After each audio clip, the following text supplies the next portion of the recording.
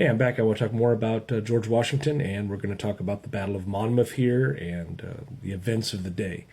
So, at the Battle of Monmouth, the enemy wasn't just British fire; it was also the heat.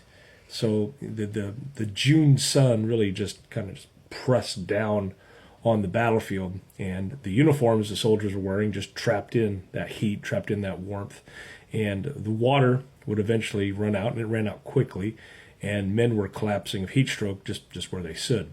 Some of them never even fired a shot. And the orders, as the battle progressed, became harder to hear. The smoke blurred the field. It was really just pretty intense. The movements of the soldiers and their formations began to slow. Confusion begins to spread throughout the day, and then units then go on to lose contact with one another. And the officers, of course, struggle to relay their commands, their orders. And then, when they did, messages would arrive late, or sometimes they wouldn't arrive at all.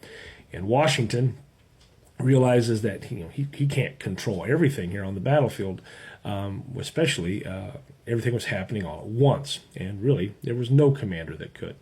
And the engagement here at Monmouth just meant, hey, we're just going to accept the chaos of the day. The decision to fight carried immediate costs.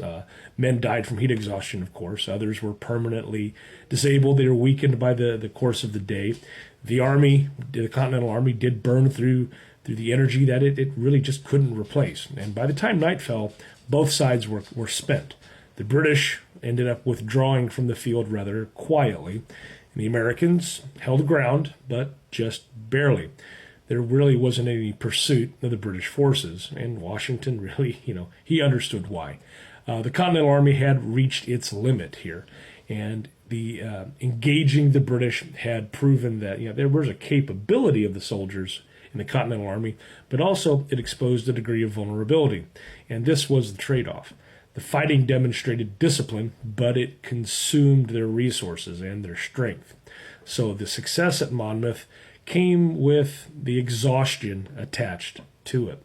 And at Monmouth, Washington saw clearly that the engagement was really never, the price wasn't free, right? Every battle demanded payment in some type, and in this case with Monmouth, the bodies, the energy, and the momentum that, they just may not be recovered.